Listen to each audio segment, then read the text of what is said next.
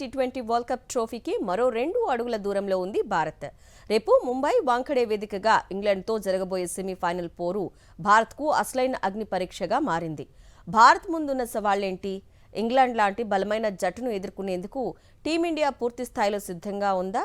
వాంఖడేలో గర్జించేది ఎవరు? Let's watch the story. ఇంగ్లాండ్తో సెమీఫైనల్ కు సిద్ధమవుతోంది టీమిండియా. మార్చి 5న ముంబై వాంఖడే వేదికగా హై వోల్టేజ్ ఫైట్ జరగనుంది. అయితే సూర్యసేన ఇంగ్లాండ్పై నెగ్గాలంటే అంత ఆషామాషీ కాదు. ప్రస్తుతం బ్యాటింగ్, బౌలింగ్ విభాగాల్లో ఇంగ్లాండ్ జట్టు బలంగా ఉంది. అలాంటి బలమైన జట్టును సెమీస్లో ఓడించాలంటే భారత్ సమిష్టి ప్రదర్శన అవసరం.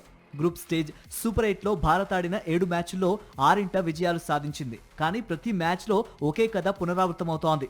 ఒక్కో మ్యాచ్లో ఒక్కో బ్యాట్స్మెన్ మెరవటం, మిగతా వారు మాత్రం నిలబడలేకపోవటం.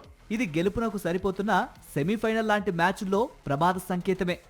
బౌలింగ్లో కూడా పరిస్థితి అలానే ఉంది. జస్ప్రీత్ బుమ్రా తప్ప మిగతా బౌలర్లు ప్రభావం చూపలేకపోతున్నారు. డెత్ ఓవర్లలో పరుగులు అదుపు చేయటంలో విఫలమవుతున్నారు. ఒక్క బుమ్రా పైనే ఆధారపడటం సెమీఫైనల్ వంటి మ్యాచ్ల్లో ప్రమాదకరం. బుమ్రాతో పాటు మిగతా బౌలర్లు కూడా రాణించాల్సిన సమయం ఆసన్నమైంది. సెమీస్లో బౌలర్లు లయ అందుకోవాలి, లేదంటే ఇంగ్లాండ్ బ్యాటింగ్ దాడిని ఆపడం కష్టం. మరోవైపు ఈ టోర్నమెంట్లో భారత్ చాలా కీలక క్యాచ్లు జారవిడిచింది. మిస్ ఫీల్డింగ్లు, హాఫ్ ఛాన్స్లు ప్రత్యర్థులకు అదనపు అవకాశాలుగా మారాయి. ఇంగ్లాండ్ లాంటి అటాకింగ్ జట్టుపై ఒక్క క్యాచ్ కూడా వదిలేస్తే మ్యాచ్ చేతిలో నుంచి జారిపోవచ్చు. ఇక భారీ అంచనాల మధ్య బరిలోకి దిగిన కొంతమంది ప్లేయర్లు పూర్తిగా నిరాశపరుస్తున్నారు. అభిషేక్ శర్మ భారీ అంచనాల నడుమ అవకాశాలు దక్కించుకున్న అవకాశాలను అందిపుచ్చుకోలేక ఘోరంగా విఫలమవుతున్నాడు. టాప్ ఆర్డర్ స్థిరత్వం లేకపోవటం, మిడిల్ ఆర్డర్ ఒత్తిడిలో పడటం, ఇవి టీం బ్యాలెన్స్ ను దెబ్బతీస్తున్నాయి. ఇప్పుడు మన ముందుంది ఇంగ్లాండ్ లాంటి బలమైన జట్టు.